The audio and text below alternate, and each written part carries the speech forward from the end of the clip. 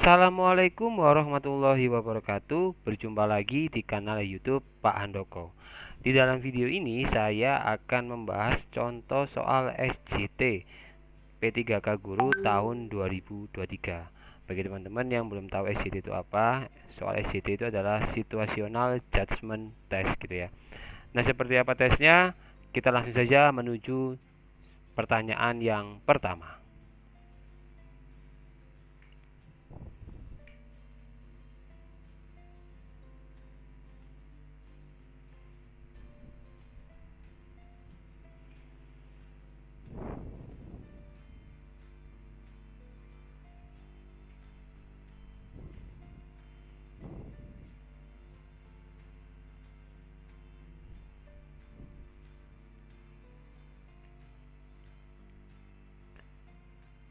Oke, waktu menjawab pertanyaan pertama sudah habis. Jawaban yang tepat adalah opsi yang A, yakni membantu siswa memahami konsep klasifikasi makhluk hidup gitu ya. Nah, jadi media pembelajaran dengan gambar-gambar hewan dan tumbuhan dapat membantu siswa memahami konsep klasifikasi makhluk hidup dengan memberikan visualisasi tentang bagaimana makhluk hidup dikelompokkan berdasarkan karakteristik atau ciri-ciri tertentu.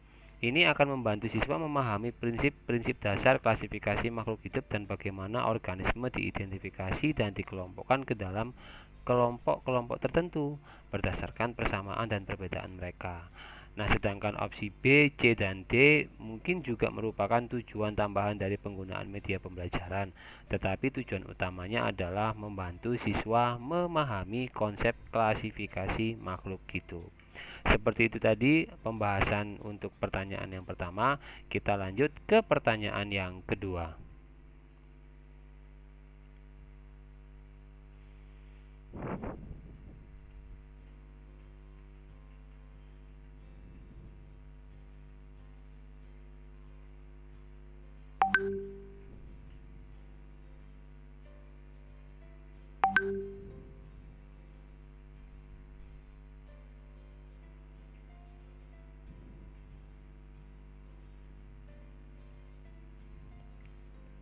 Oke, waktu menjawab pertanyaan kedua sudah habis.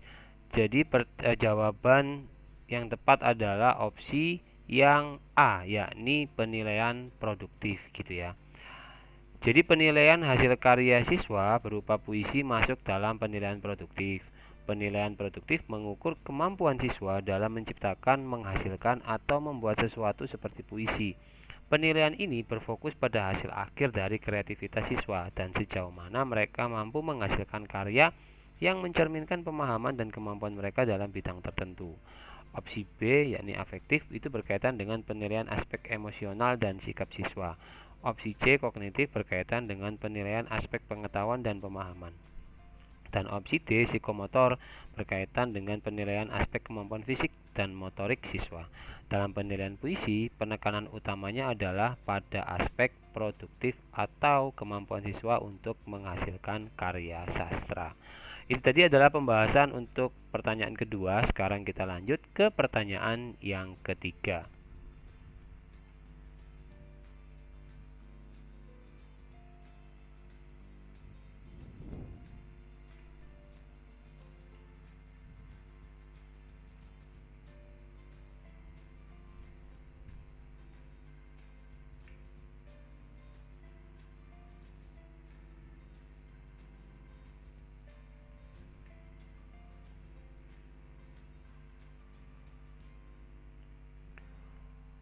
Oke, waktu menjawab pertanyaan ketiga sudah habis. Jawaban yang tepat adalah opsi yang A, yakni meningkatkan pemahaman siswa terhadap materi gitu ya. Jadi metode diskusi kelompok dalam konteks ini bertujuan untuk meningkatkan pemahaman siswa terhadap materi yang diajarkan. Diskusi kelompok memungkinkan siswa untuk berdiskusi, bertukar pendapat, dan saling mengajarkan satu sama lain, sehingga mereka dapat memahami konsep-konsep yang diajarkan dalam pelajaran tentang persamaan dan perbedaan sel hewan dan sel tumbuhan dengan lebih baik. Opsi B, C, dan D mengenai peningkatan partisipasi, keterampilan diskusi, dan pemecahan masalah siswa mungkin juga menjadi manfaat dari metode ini, tetapi tujuan utamanya adalah untuk meningkatkan pemahaman siswa terhadap materi. Itu tadi adalah pembahasan untuk pertanyaan ketiga. Sekarang kita lanjut ke pertanyaan yang keempat.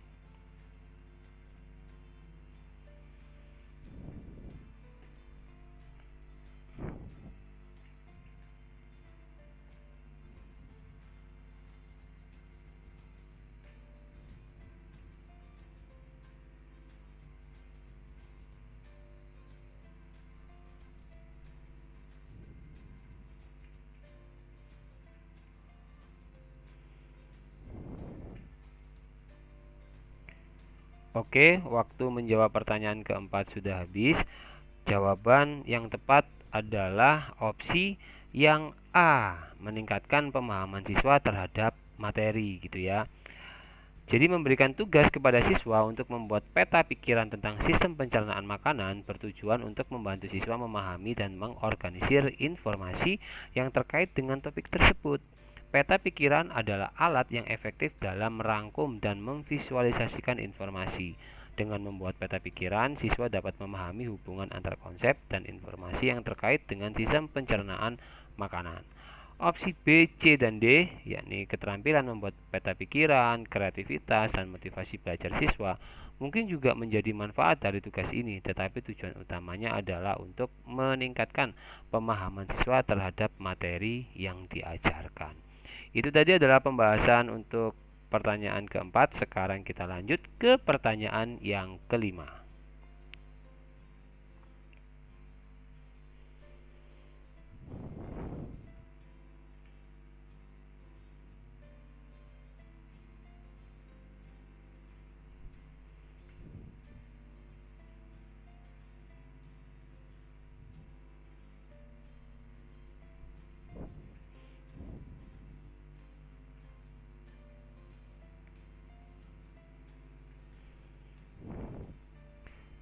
Oke, waktu menjawab pertanyaan kelima sudah habis.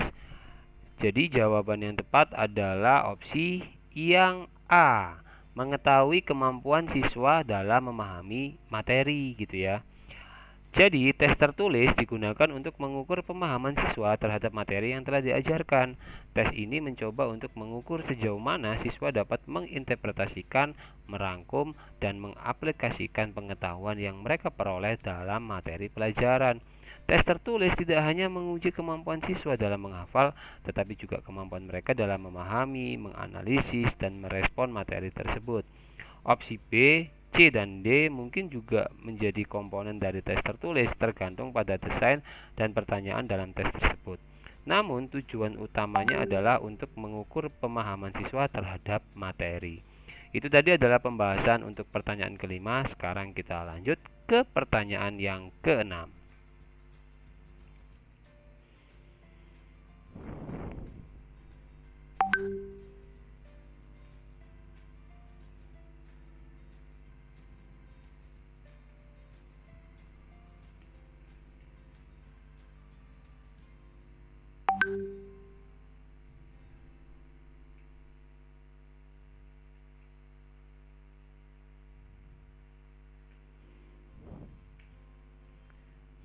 Oke, waktu menjawab pertanyaan ke-6 sudah habis. Jawaban yang tepat adalah opsi yang B, yakni melatih keterampilan siswa dalam membuat video gitu ya. Jadi memberikan tugas kepada siswa untuk membuat video tentang perkembangan teknologi, itu tujuannya adalah untuk melatih keterampilan siswa dalam membuat video, mengedit, dan juga menyusun konten visual. Tujuan tugas ini adalah untuk mengembangkan keterampilan multimedia dan komunikasi visual siswa. Nah, opsi A, C, dan D mungkin juga menjadi hasil dari tugas ini, tergantung pada desain dan pelaksanaan tugas. Namun, tujuan utamanya adalah untuk melatih keterampilan siswa dalam membuat video. Itu tadi adalah pembahasan untuk pertanyaan ke-6. Sekarang kita lanjut ke pertanyaan yang ke-7.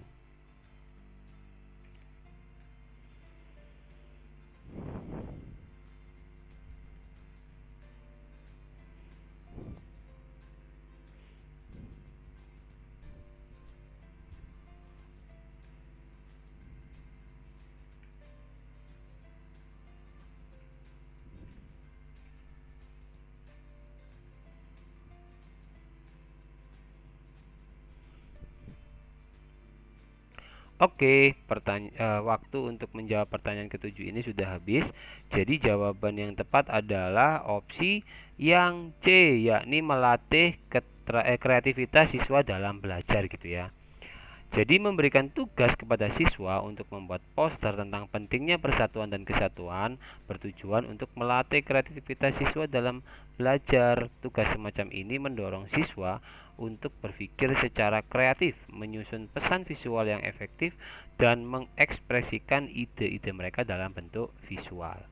Opsi A misalkan, yakni meningkatkan pemahaman siswa. Kemudian B, melatih keterampilan siswa dalam membuat poster, dan juga D, meningkatkan motivasi belajar siswa.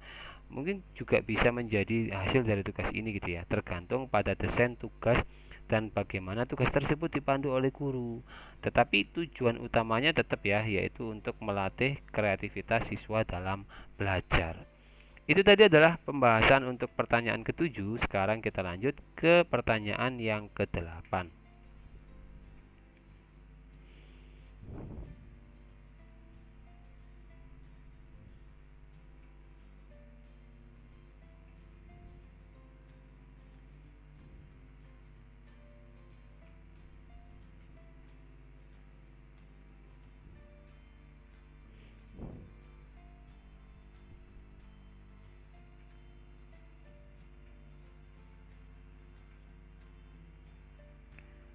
Oke, waktu menjawab pertanyaan ke-8 sudah habis. Jawaban yang tepat untuk pertanyaan ke-8 ini adalah opsi yang A, yakni meningkatkan pemahaman siswa terhadap materi gitu ya. Nah, memberikan tugas kepada siswa untuk melakukan wawancara dengan orang tua mereka tentang bagaimana mereka menghadapi tantangan hidup bertujuan untuk meningkatkan pemahaman siswa terhadap materi sosiologi. Dengan melakukan wawancara, siswa dapat mendapatkan perspektif langsung dari orang dewasa yang telah mengalami tantangan dalam kehidupan mereka. Ini dapat membantu siswa mengaitkan konsep sosiologi dengan pengalaman nyata dan mendalamkan pemahaman mereka tentang topik tersebut gitu ya. Nah, opsi B, melatih keterampilan siswa dalam melakukan wawancara, kemudian yang C, melatih kreativitas siswa dalam belajar, dan juga D, meningkatkan motivasi belajar siswa. Mungkin juga bisa menjadi hasil dari tugas ini gitu ya. Tetapi tujuan utamanya adalah untuk meningkatkan pemahaman siswa terhadap materi sosiologi. Itu tadi adalah pembahasan untuk pertanyaan ke-8. Sekarang kita lanjut. Nah, kita sudah berada pada akhir video ini gitu ya, teman-teman. Seperti biasanya, saya akan memberikan satu kuis di mana saya berharap teman-teman nanti bisa memberikan jawaban sesuai dengan pertimbangan dan juga pilihan teman-teman semuanya gitu ya.